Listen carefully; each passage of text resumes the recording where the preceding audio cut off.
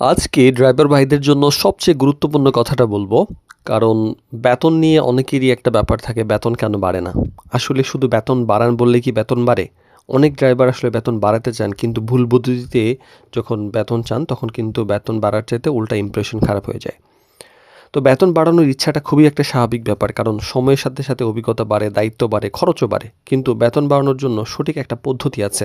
রাগ, চাপ, তুলনা, হঠাৎ করে থ্রেট বা অপেশাদার আচরণ এগুলা করলে কিন্তু বেতন তো বাড়ে না, বরং আরও খারাপের দিকে যায়। বরং হচ্ছে ভালো আচরণ দিয়ে বা পেশাগত আচরণ দিয়ে নিজের বেতন বাড়ানো সম্ভব। এই ব্যাপারে আজকে আমরা কথা বলবো ড্রাইভার প্রোডাক্ট বিডির ভালো ড্রাইভার ভালো মালিক সিরিজের 95তম পর্বে, যে বেতন বাড়ানোর সঠিক পথ।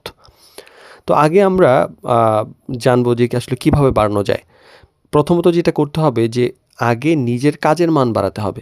জয়েন করেই যে আপনি যদি বলেন বেতন বাড়ান বা জয়েন করার আগে যদি বেতন বাড়ান, বাড়বে না। বরং আগে আপনাকে কি করতে হবে, বেতন বাড়ানোর সবচেয়ে যে মানে সহজ যে যুক্তি সেটা হলো সময় মেনে আপনি কাজ করবেন, দায়িত্বশীল হবেন, গাড়ির যত্ন নিবেন, আচরণ ভালো রাখেন। অর্থাৎ কমপক্ষে ৩-৪ মাস আপনাকে এটা করতে হবে। তাহলে আপনার মূল্য নিজে, নিজেই কিন্তু বাড়তে শুরু করবে। হঠাৎ কোনো চাপ সৃষ্টি করবেন না। অনেকেই বলেন কি যে বেতন না বাড়ালে আর কাজ করব না, অন্য জায়গায় বেশি বেতন দিচ্ছে চলে যাই। এই ধরনের কথা বললে কিন্তু সম্পর্ক খারাপ হয়ে যায় এবং উনিও মনে, মনে আরেক জায়গায় আপনার মতো আরেকজনকে খুঁজতে থাকেন। তো এই দাবির বদলে কিন্তু আলোচনা করতে পারেন একটা নির্দিষ্ট সময় পরে। সঠিক সময় নির্বাচন করবেন। বেতন বাড়ানোর কথা বলারও কিন্তু সময় আছে।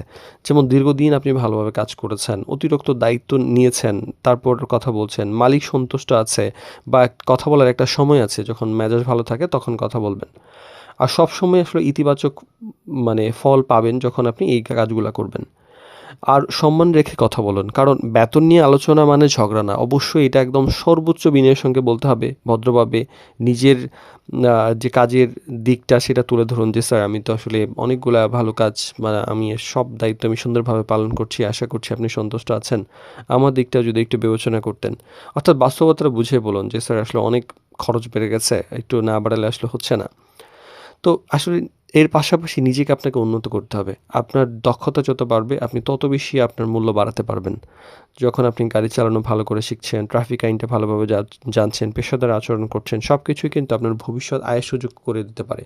হয়তো আপনি এই জায়গায় পাচ্ছেন না, কিন্তু অন্য জায়গায় গেলেও আপনি হয়তো খুব ভালো বেতনে নিতে পারবেন।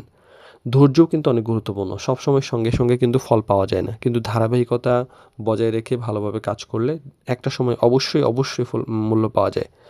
তো বেতন আসলে শুধুমাত্র কথায় বাড়ে না, মানুষের বিশ্বাস, দায়িত্ব এবং কাজের মান শেষ পর্যন্ত আপনার মূল্য বাড়িয়ে দেয়।